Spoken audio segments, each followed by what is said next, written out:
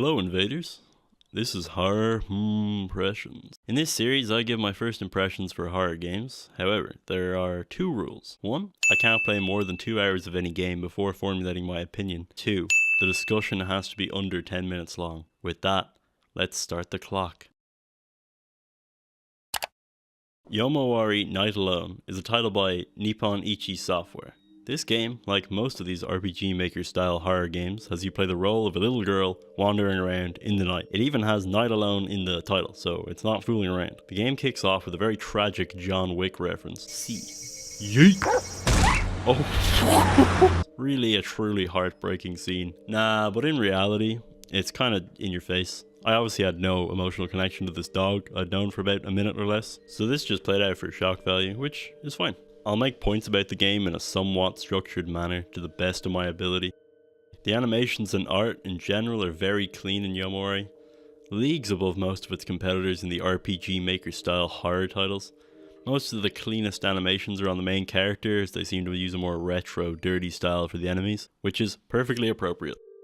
There is a story in this game. I'd be lying if I said I had any fucking idea what was going on. You go home to your sister after that first scene, and she goes looking for your dog, because you're too traumatized or too fucking stupid to tell her what happened. This part was unclear. So you just let her go by herself, and for some reason, you go, oh wait, she left by herself, and then go looking for her later. Obviously, she goes missing too. After one more strange event I won't spoil. The story gives direction, but it's not very compelling, so doesn't get points for that.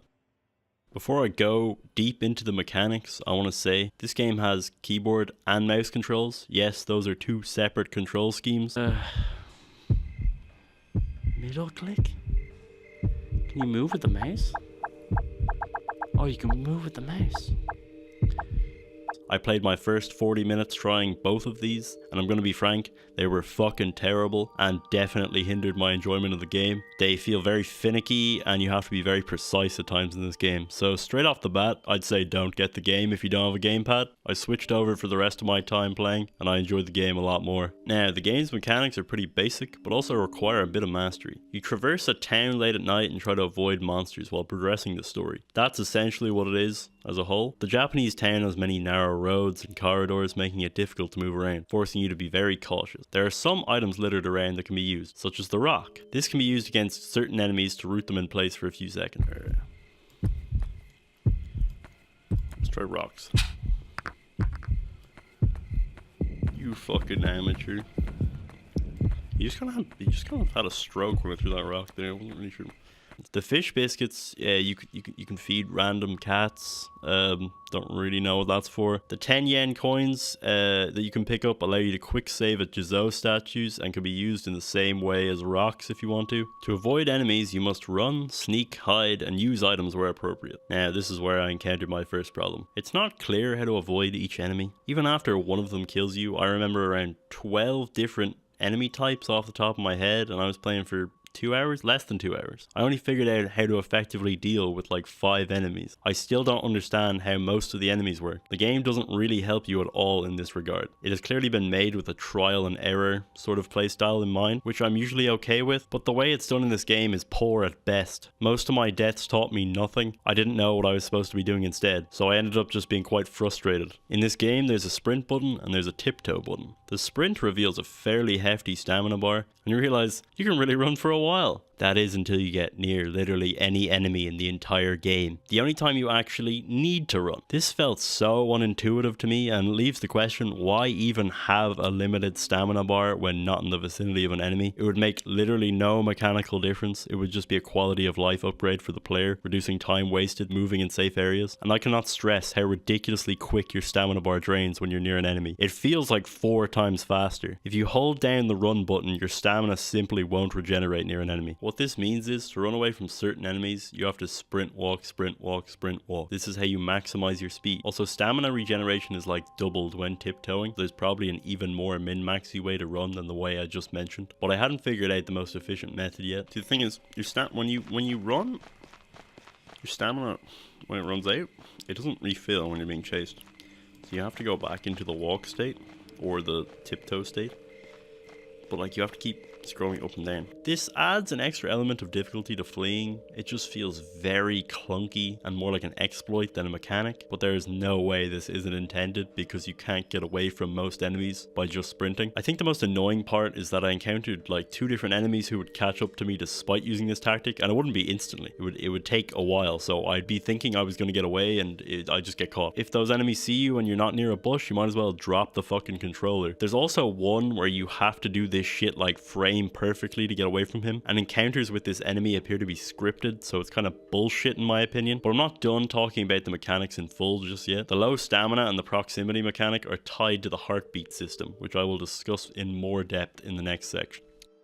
I wouldn't call this game a horror game myself. I would call it a horror themed survival game. As discussed previously, the mechanics are a large part of the gameplay, and I don't know if you guessed, but this game is basically a map with narrow corridors and they throw a bunch of mobs in. These mobs all one-shot you and make you go back to your last quick save location. There's no load time, so it's not the worst, I guess. But the problem with this is it's not scary. The game isn't scary. It's just frustrating. I call it a horror themed game because the one-shot mobs that you're avoiding happen to be spooky monsters, and the game has a horror atmosphere for the most part. But while I'm on the topic of atmosphere, I have to mention that the sound design is probably on par with the art direction in most areas. The sound of your character stepping on metal grates, the slight discomforting jingle in the background. My favourite by far was the sound of the blocked train tracks, using the classic bell sound that could be mistaken for a dissonant hum from a distance. But then as you get closer, you realise it's just a closed crossing.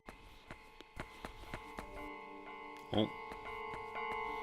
Now, back to the heartbeat system. Anytime you're near an enemy, you hear your character's heartbeat, and it gets more and more intense as you get closer to an enemy. I kinda wanna go up this place. Beat them out. Come on. Problem is, a lot of enemies can only be seen when you point the flashlight at them, so this is actually a useful system mechanically speaking, but holy shit does it get annoying. There are so many enemies in this game, it's actually a surprise and a fucking blessing to go 30 seconds without that brain melting thumping in your ear. It happens so frequently that it overcasts the legitimately good sound design I was talking about earlier, which is a shame. Overall, the game uses the RPG Maker style of horror, cheesy blood splats on screen, cheap and almost never effective jump scares. That's the sort of shit you should expect. The objective is always given to you on your map, but this doesn't mean you know how to actually achieve it. I spent a whole bunch of time not knowing how to get into certain locked areas that I needed to go to progress. I never found a key in my 2 hours of playing, and I found 2 locked doors. This is odd because I found a ton of items that I had no idea what to do with or if they even mattered at all. I spent a bunch of time wandering around instead of progressing, and I was just filling out the map by exploring. The map seems pretty decently sized for this style of game, and it took me a while just to get across it while avoiding all the enemies. Luckily enough, the game has fast travel, so you can travel back to Jizo statues you've quick saved at. But overall, I had no idea where the keys were, and I felt like I kept running into dead ends, such as the one that had a sign that literally said something about how they didn't know where the keys were. There seems to be an event generator or something similar because the park changed 2 different times for me, containing different things 3 times. This is kind of cool as a concept if they used it more to move enemies around and points of interest, but it seems limited to particular areas from what I've seen. I can only assume the game has RPG Maker style puzzles just from what I was shown. Like there was a part where I clearly had to put one item in this one place. It seems like that's a repeating format after you find keys to doors and such, so if that's not your kind of thing, maybe avoid this one. Despite the fact that this is an RPG Maker style game, you can't interact with a lot of the objects, it's only very particular ones, which is kind of disappointing. In conclusion, I will try to answer this list of questions. This game isn't very fun for someone like me. The game is heavily gameplay focused and the mechanics are just frustrating. This game isn't very scary and I was more frustrated than I was spooked. I don't personally think the game is worth the current asking price of 20 currency units. If this game passively interests you at this point, do what I did and get it on sale. I don't think I'll continue to play this game, not really my thing. I wouldn't write off the possibility of it, but nah, doesn't look like it. Oh, Jesus Christ. What the fuck? Oh my god, he got splattered! Poro! And that's time. If you enjoyed the first episode of Horror Pressions, leave a like and comment what game you would like to see next.